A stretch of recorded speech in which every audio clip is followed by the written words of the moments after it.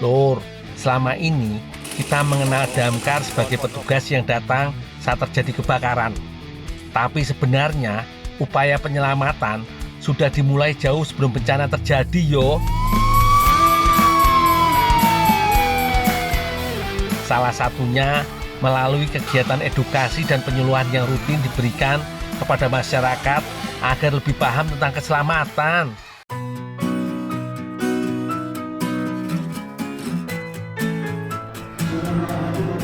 Kedatanganku ke kantor damkar hari ini bukan untuk mengikuti kegiatan penyuluhan, Lur. Aku punya tujuan, ingin bertemu dengan Kepala Dinas Pemadam Kebakaran Kota Batu, sahabat lamaku.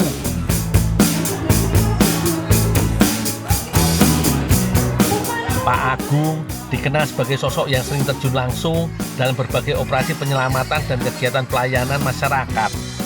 Senang sekali setelah lama tidak bertemu, hari ini kami bisa kembali menjalin silaturahmi. Dalam menjalankan tugasnya, Pak Agung dibantu beberapa personil dengan tugasnya masing-masing.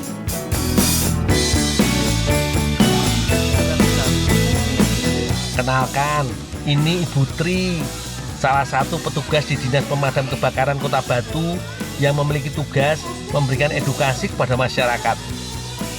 Edukasi tentang keselamatan tidak harus menunggu dewasa.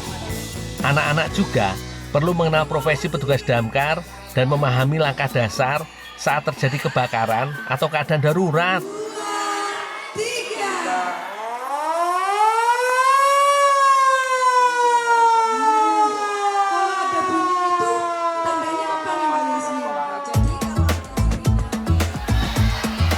Oh iyo, dalam kegiatan ini damkar juga mengenalkan aplikasi SIP Akurat Damkar. Aplikasi ini dibuat untuk mempermudah masyarakat menyampaikan laporan dan aduan secara cermat. Dengan layanan berbasis digital ini, informasi dari warga bisa diterima petugas dengan lebih mudah dan ditindaklanjuti lebih efisien. Lur, belajar jadi makin seru kalau bisa melihat dan mencoba langsung. Bener ora? Bagi anak-anak, ini bukan sekedar penyuluhan, tapi jadi pengalaman baru yang menyenangkan. Tawa anak-anak pecah saat semprotan air mulai mengucur. Mereka menikmati setiap momen dengan penuh kegembiraan. Sambil bermain dan bergembira, anak-anak mendapat kenangan seru sekaligus pengetahuan baru tentang keselamatan. Mantep yo.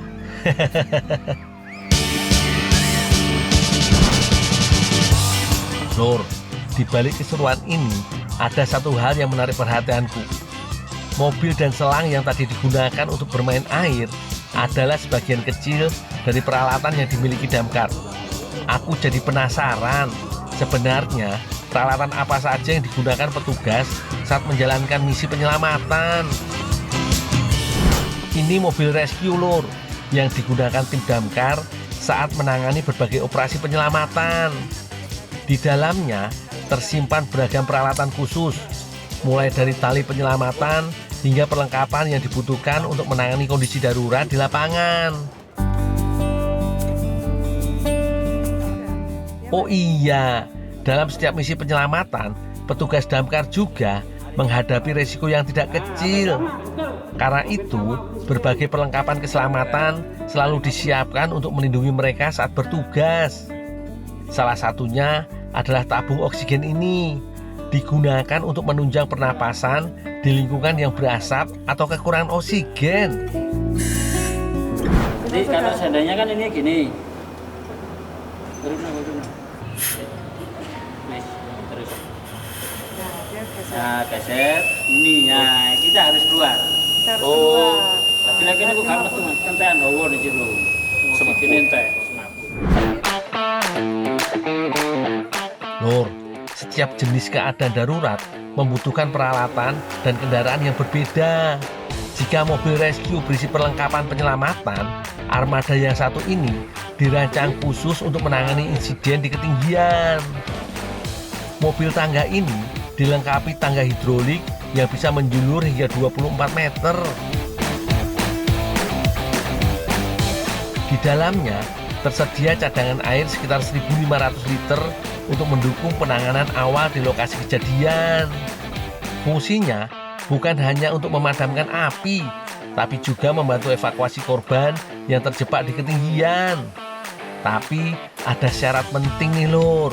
Mas, ini kendaraan ini yang kita punya, ini landasannya harus 40 ton ya, harus minimal 40 ton. Jadi landasannya harus kuat. Jadi beratnya ini, apalagi nanti kalau kita sudah persiapan untuk penyelamatan, karena harus ada penyangganya itu Mas. Jadi kita harus benar-benar memastikan aman landasannya. Kendaraan ini memang kendaraan didesain untuk melakukan penyelamatan dan pemadaman gitu. Oh gitu ya. Iya.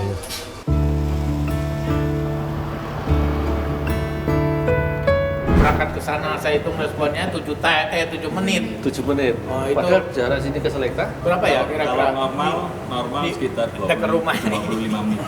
normal 25 menit, ini tembus 7 menit.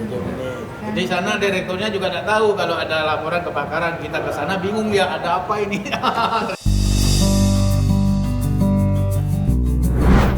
Hari ini aku beruntung banget Lur. Selain mendapat banyak pengetahuan baru, aku juga bisa berkenalan dan berbincang langsung dengan para petugas yang setiap hari siap melayani masyarakat. Ini kita menyiapkan sistemnya.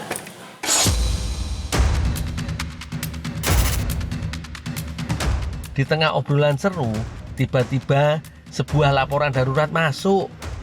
Seorang warga melaporkan adanya ular yang masuk ke pekarangan rumah. Tanpa menunda waktu, petugas langsung mengumpulkan informasi dari pelapor untuk mengetahui kondisi di lokasi. Dalam penanganan kondisi seperti ini, kecepatan menjadi faktor penting agar risiko dapat ditekan semaksimal mungkin. Oh gitu.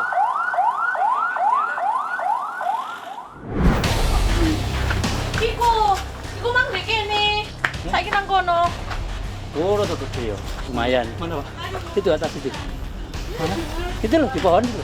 Di atas pohon sampai lewat sini. Sesampainya di lokasi, petugas langsung mencari keberadaan ular. Ternyata hewan ini bersembunyi di antara tanaman yang rimbun.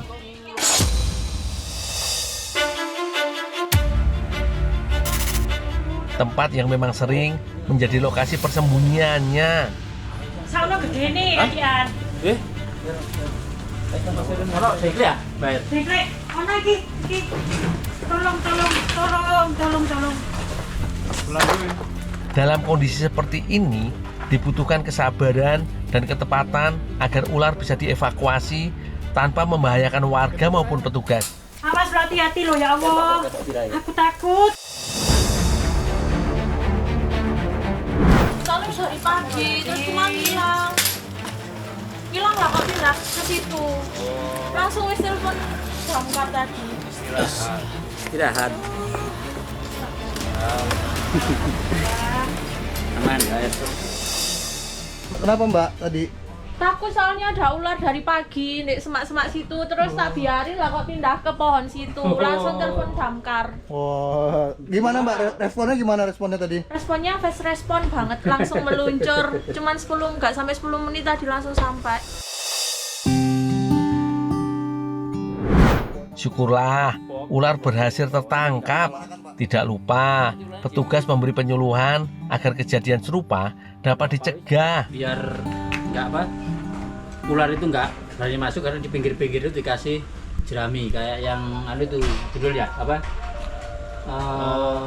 sapu hijau itu ya. Sapu hijau. Ya, sapu hijau itu bisa nanti kan biar ular nggak masuk. Biasanya juga ular ini sensitif sama indera penciuman.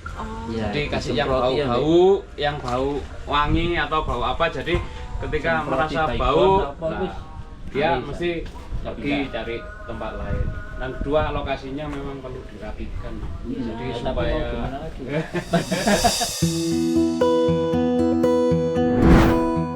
Lur, untuk menolong sesama tidak selalu harus menjadi orang hebat, tapi dibutuhkan kepedulian dan kesiapan untuk bertindak saat dibutuhkan. Ya. Sampai jumpa di perjalananku selanjutnya ya Lur. Aku makasih banget loh. Jadi udah boleh mengenal lebih dekat tentang damkar. Awalnya sih cuman golek Pak Kadis dan Pak Agung. Malah banyak saya dapat dari damkar, dan damkar itu ternyata luar biasa banget. Ya, terima kasih banyak. Siap, terima kasih. Ini pun aku tak pamitan ya Mas. Nggih, Mas. Hati-hati Mas, nggih, Dembong. Iya Mas, yuk. Nggih, nggih.